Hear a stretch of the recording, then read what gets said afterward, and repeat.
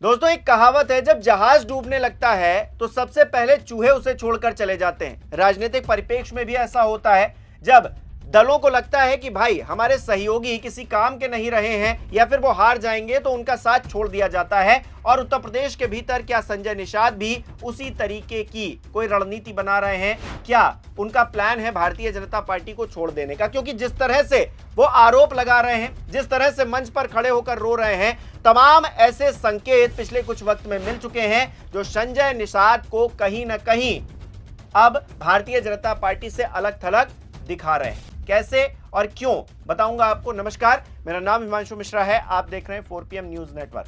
दोस्तों, संजय निषाद उत्तर प्रदेश सरकार में कैबिनेट मंत्री हैं और कैबिनेट मंत्री के ऊपर बहुत सारी जिम्मेदारी रहती है। उनके समाज के जो लोग हैं वो भी उनसे बहुत कुछ एक्सपेक्ट करते हैं। लेकिन चुनाव आने वाला है, अब इतने साल तक सत्ता में रह लिए हैं तो हिसाब किताब भी देना पड़ेगा। लेकिन हिसाब किताब देने के बजाय मंत्री जी बीते दिन रोते हुए नजर आए। उसकी तस्वीर मैं आपको दिखाऊं उससे पहले जो हाल ही में उन्होंने इंटरव्यू दिया है, और इंटरव्यू में जो बात कही है वो अपने आप में बड़ी दिलचस्प है। देखिए, भारत समाचार को ये इंटरव्यू दिया गया था दोस्तों, जिसमें क्या लिखा हुआ है? कैबिनेट मंत्री संजय निषाद का बड़ा बयान, भाजपा ने वादों को पूरा नहीं किया, निषाद समाज में नाराजगी है।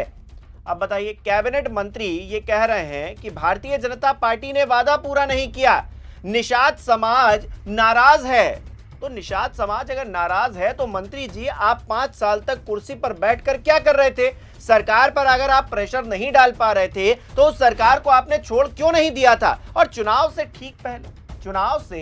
ठीक पहले आप रो रहे हैं, गा रहे हैं, मीडिया के कैमरों के सामने ये कह रहे हैं कि भारतीय जनता पार्टी ने वादा पूरा नहीं किया। असल में आपने अपने समाज के साथ में न्याय नहीं किया। असल में आप अपने समाज के लिए खड़े नहीं हुए।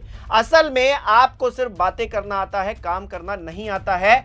यह दिखाता है संजय निषाद जी आपने कितना काम किया है और कितना नहीं किया है। आपके आंसू जो मंच पर बह रहे हैं वो इसीलिए बह रहे हैं ताकि आपको सिंपैथी मिल जाए। वो इसलिए नहीं बह रहे हैं कि समाज के लिए भारतीय जनता पार्टी ने कुछ नहीं किया। और अगर भारतीय जनता पार्टी को ही निषाद समाज के लिए करना था तो फिर आपको वोट दिया क्यों था? आपको विधायक बनाया क्यों था? आपको उस मंत्री पद पर पहुंचाने के लिए जो ताकत जनता की लगती है वो ताकत जनता ने क्यों लगाई थी? क्यों आप पर दांव चला था? ताकि आप ये कह सकें आखिरी वक्त में कि भारतीय जनता पार्टी वादा नहीं पूरा कर पाई, भारतीय जनता पार्टी से निषाद समाज नाराज है। आपसे क्यों नहीं नाराजगी होनी चाहिए समाज की? आपसे क्यों नहीं सवाल पूछा जाना चाहिए कि आप क्या कर रहे थे? आप क्यों नहीं निषाद समाज को या फिर उनके जो हक हैं उनको दिलवा पाए? सवाल तो उठता है। लेकिन मंत्री जी तो कह रहे हैं कि भारतीय जनता पार्टी ने कुछ नहीं किया, इसीलिए नहीं हुआ कुछ। और आपने क्या नहीं किया और आप क्यों नहीं इसके लिए जिम्मेदार हैं, इसका जवाब कौन देगा? दोस्तों, आज सत्ता की आंखों में आंखें डालकर पत्रकारिता करना मुश्किल हो गया है। हमारे 4PM नेशनल यूट्यूब और फेसबुक चैनल को, जिसे आपका प्यार और विश्वास हमेशा से मिलता रहा है, उसे बंद करके सरकार ने यह साबित कर दिया है कि वो आपके सवालों से कितना डरती है। मुश्किल दौर है, लेकिन हम न रुके थे और न ही रुकेंगे। हम सच के लिए हमेशा लड़ते रहेंगे। ऐसे में 4PM यूपी को ज्यादा से ज्यादा ज्वाइन करें और स्वतंत्र पत्रकारिता को जिंदा रखने के लिए जितना हो सके उतना हमारा आर्थिक सहयोग करें। आपके सहयोग से ये जंग हम जीत कर रहेंगे। बीते रोज मंच पर रो रहे थे मंत्री जी, कह रहे थे हमारी बहू बेटियों के साथ छेड़खानी की जाती है, उनका रेप किया जाता है, और जब मैं आवाज उठाता हूं तो ये विपक्ष वाले जो है उनके साथ में खड़े हो जाते हैं। अरे भाई, योगी आदित्यनाथ तो लॉ एंड ऑर्डर का जिक्र करते हैं। वो तो कहते हैं अगर किसी एक बेटी के साथ में उत्तर प्रदेश के भीतर कोई घटना एक चौराहे पर होती है तो अगले चौराहे पर पुलिस यमराज बनकर उनका हिसाब किताब करने के लिए खड़ी रहती है। तो फिर वो यमराज पुलिस कहां चली गई? अपने आप में सवाल खड़ा होता है। अपने आप में उस कानून व्यवस्था पर भी सवाल खड़ा होता है जिसको लेकर योगी आदित्यनाथ टाल ठोकते हैं, पुलिस की बड़ी तारीफें करते हैं। तो फिर मंत्री जी, आपने उसकी भी पोल खोल कर रख दी। और विपक्ष वाले क्या करें बेचारे, उनके हाथ में शक्ति तो है नहीं। अब लाइनों में जिस तरह से LPG सिलेंडर को लेकर लोग खड़े हैं उसके लिए भी विपक्ष जिम्मेदार है। बिहार में तो एक मंत्री जी ने कह भी दिया। तो ऐसे में बातें घुमाई जा रही, बातें गोल गोल घुमाकर चुनाव से पहले आखिरकार साबित क्या करने की कोशिश की जा रही।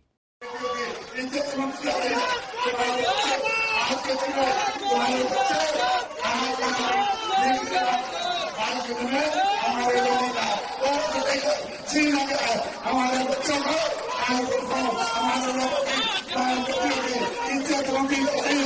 मैं तो मैं कहूँगा खड़ा हो जाओ अपने पास, अपनी पार्टी खड़ा करो या खड़े हो जाओ कुर्सी से, अपने खड़ा हो जाओ, पार्टी खड़ा करो, जय कंसलिया लगाओ और जय निशान लाता इसी मुद्दे से आपका हिस्सा बनेगा।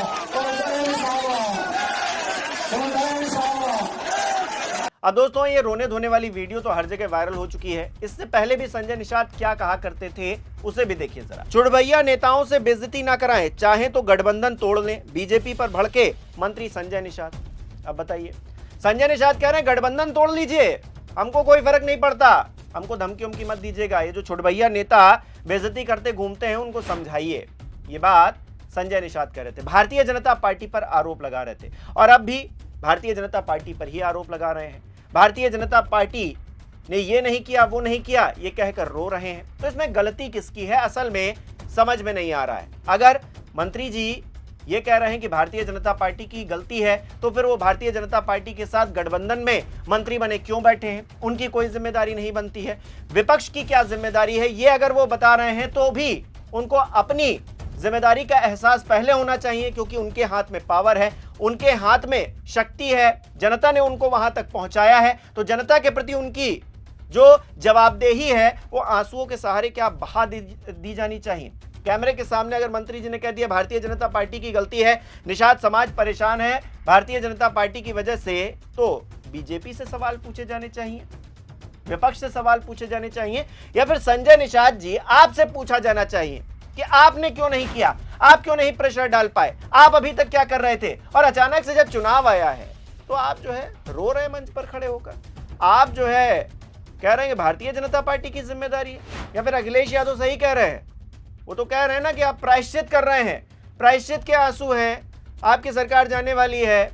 अब सरकार किसकी आएगी किसकी नहीं आएगी ये जनता तय करेगी, लेकिन संजय निषाद का जो कैरेक्टर है वो बड़ा ही दिलचस्प है दोस्तों। संजय निषाद असल में थाली के वो बैगन हैं जो मौका देखकर इधर से उधर पलट जाते हैं। ओपी राजभर जी भी कुछ वैसे ही नेता हैं, अपने समाज के लिए कितना कर रहे हैं, क्या किया है मंत्री बनने के बाद, इनके पास कोई जवाब नहीं है।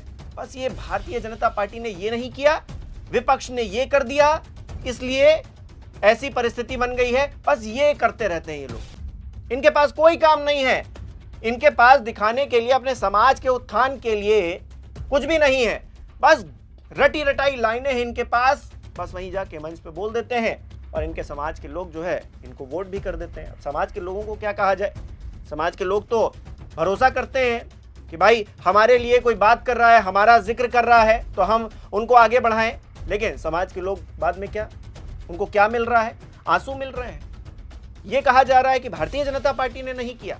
अरे तो मंत्री जी आप क्या कर रहे थे, ये सवाल मैं आपके लिए भी छोड़े जा रहा हूं दोस्तों। इसका जवाब कमेंट बॉक्स में जरूर दीजिएगा। इस वीडियो को लाइक करना, शेयर करना मत भूलिएगा। हमारे चैनल को सब्सक्राइब नहीं किया तो वो भी जरूर कीजिएगा। आप हमें सहयोग भी कर सकते हैं ज्वाइन बटन पर क्लिक करके। बहुत बहुत धन्यवाद।